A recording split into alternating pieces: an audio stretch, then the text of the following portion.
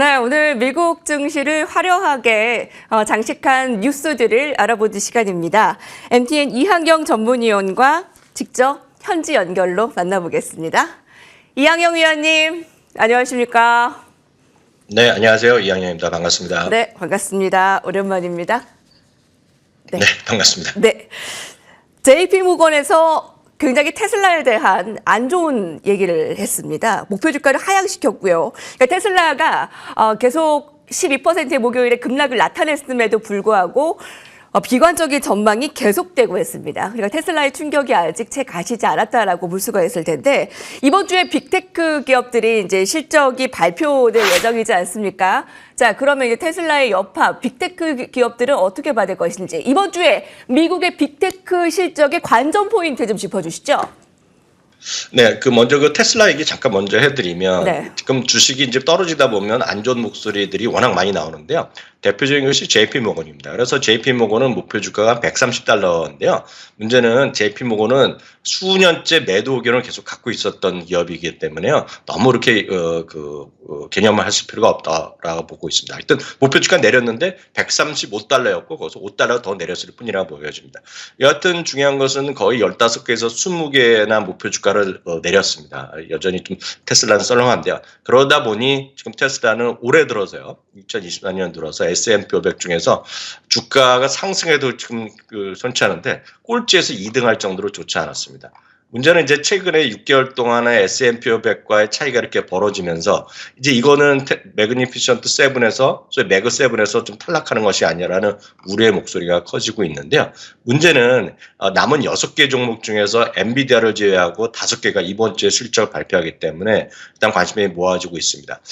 이들 주식의 성과가 S&P 500 전체에 큰 역할을 한다는 것은 아마 누구나 다 아실 것 같은데요. 작년 하반기 이후에요. 주식시장이 그나마 살아났던 것, 특히 10월 말 이후 본격적으로 상승했던 것은 역시 매그7 주식의 이익 전망이 계속 상향되었기 때문입니다. 그림을 보시면 쉽게 이해하실 텐데요. 4분기의 주당 이익 전망치가요.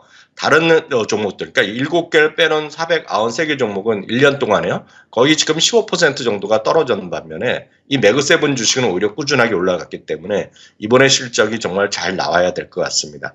지금까지 발표된 실적으로 추정되는 4분기 이익은 지금까지 지난 주말까지 보면 마이너스 1.4% 정도 되거든요. 근데 이제 테슬라를 제외한 매그6 종목을 제외한 499개 종목은 마이너스 10.5입니다. 그렇기 때문에 그만큼 이 6개 종목, 그러니까 테슬라는 지나갔고요. 6개 종목의 절대적 역할에 이 전망도 좀 중요하겠고요. 그만큼 또 기대하는 사람들도 많이 있습니다. 참고적으로 이번 주 일정만 보면 말씀하셨던 대로가 되겠는데요. AMD도 이제 포함되어 있지만 화요일 날이요. 화요일 날 장 마감 이후에 마이크로소프트와 알파벳이 있겠고요. 가장 중요한 날이 역시 2월 1일 목요일이 되겠는데 역시 장 마감 후입니다. 한국 시간으로 보면 금요일 새벽에 발표될 텐데요. 애플과 아마존과 메타가 실적을 발표합니다. 이번 5개의 회사만 먼저 좀 간단히 먼저 살펴보면요. 마이크로소프트는 주당 이익이 2.77달러, 그리고 매출이 611억 달러가 예상되고 이 부분이 컨센서스에 형성되어 있고요. 이번엔 상당히 좋게 나올 가능성이 있습니다. 특히 이 마이크로소프트는 10개의 사업 분야가 지난 분기에는 모두 성장을 했거든요. 아까 플러스 성장을 했는데 이번에도 그런 추세가 이어질지 중요한 포인트가 되겠고요. 이번 실적 시즌 아마 가장 큰 기대를 받는 기업은 아마 저는 알파벳이라고 보고 있습니다. 물론 엔비디아는 제외하고요. 주당이익이 1.6달러라고 컨센서스가 형성되어 있고요. 매출이 852억 달러가 되겠습니다. 다만 이번에 실적 자체는 상당히 좋게 나올 텐데 더 졸게 신중히 보셔야 될 것은 소위 구글의 소위 클라우드 분야가 되겠습니다. 지난 3분기에는 실적 발표하고 나서 알파벳이 좋지 않은 모습을 보여줬는데 왜냐하면 상당히 많은 분야에서 실적보다 좀 못 미치는 성과가 나온 것들이 있었는데 그중에서도 클라우드가 못 미쳤거든요. 아시다시피 클라우드와 광고 사업인데 이 두 부분에 관전 포인트가 모여져 있습니다. 다음은 애플입니다. 주당이익이 2.10달러, 매출이 1182.6억 달러가 이상 예상되고 있습니다.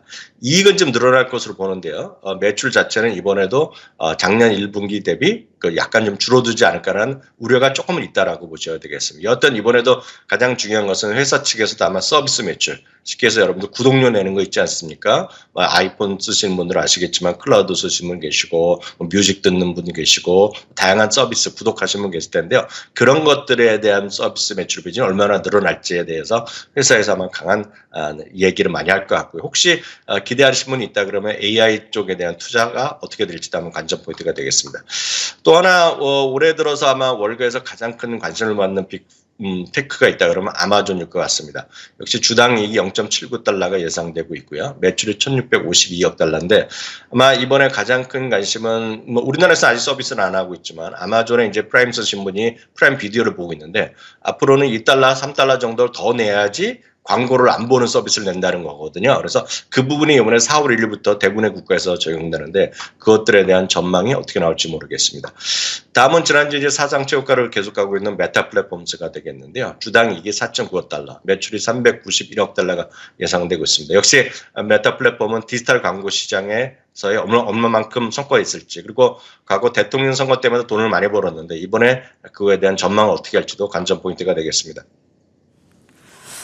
예, M7 종목 중에 6개 종목, 엔비디아를 제외한 이번 주에 실적 발표 굉장히 중요한 날이 될 것 같습니다. 자, 이번 주에는 이벤트 데이라고 해도 과언이 아닙니다. 미국의 FMC 이후에 FMC 전후해서 이번 주에 마이크로소프트, 알파벳, 아마존, 메타, 애플, FMC부터 실적까지 아주 예의주시해야 하는 이번 주가 아닐까 싶습니다. 빅테크 실적 괜찮을까 살펴봤고요. 자, 두 번째는 이제 세계 최대의 이제 결제 네트워크인 비자가 실적 발표를 했습니다. 호실적에도 주가는 소폭 하락하며 마감을 했습니다. 2분기 매출 가이던스 시장이 예상보다 부진할 것으로 이제 전망이 되면서 하락을 했는데요. 호실적에도 주가가 웃지 못한 비자 실적 분석 어떻게 볼 수 있을까요? 네, 비자에 대해서 뭐 여러 가지 시각이 있을 수 있겠습니다. 다만 지난 그 목요일 미국 시간으로 목요일날 발표했고요. 그리고 아메리칸 익스프레스는 금요일날 발표했는데 약간 두 개의 어떤 뉘앙스의 차이가 있습니다. 두 회사 모두 상당히 기업에 대한 어떤 관심이 많고요. 소비자들의 소비가 여전히 굳건하다는 얘기를 많이 하고 있는데요. 일단 비자부터 말씀드리면 주당이익은 2.41달러, 매출은 86.3만 달러로 전망치보다 좀 좋게 나왔습니다. 다만 결제 성장률이 소폭 둔화되는 모습이 나왔습니다. 그래서 계속해서 증가를 하고 있지만 증가율 자체는 좀 둔화됐다라고 보셔야 되겠고요. 특히 이제 주목할 만한 것은 비자 같은 경우는 국외 결제입니다. 그래서 여러분들이 국내에서 결제하는 것이 아니라 해외에서 결제. 예를 들어서 미국 사람이 유럽에서 결제하고 유럽 사람들이 예를 들어 아시아나 아프리카 가서 결제하는 것을 국외 결제라고 얘기하는데요. 국외 결제가 들어가면 통상 비자에서 받는 수수료가 보통상 10배 정도 받기 때문에 이게 상당히 중요한 항목인데요. 이번 비자에도 16%나 늘어났기 때문에 상당히 긍정적입니다. 다만 주가가 약간 밀린 것, 결과적으로 밀린 것은 기대와 그 월가에서는 12% 정도 매출이 늘어날 것으로 예상했는데요. 회사에서는 한 자릿수 중후반대로 얘기했기 때문에 그거는 약간 미스를 했습니다. 그래서 정규장 들어가기 전에 한 3%까지 하락을 하다가요. 결과 마이너스 1.67% 정도의 일단이 마감이 됐다라고 보셔야 되겠습니다. 다만 회사에서도 계속 얘기하는 것은 결제 시장에서의 사람들의 소비가 계속 굳건하게 나오고 있다는 것. 거기에 이제 방점이 찍히겠고요. 그림 보시다시피 주당 이익과 매출도 꾸준히 늘어나고 있는 것은 분명히 중요합니다. 특히 주가는 한 1%에서 2% 떨어졌다고 말씀드렸지만 월가의 투자액은 완전히 반대입니다. UBS가 305달러에서요. 315달러로 올리는 등요. 최소 6개 증권사 목표 주가를 상회했기 때문에 주가의 조정은 길지 않을 것 같습니다.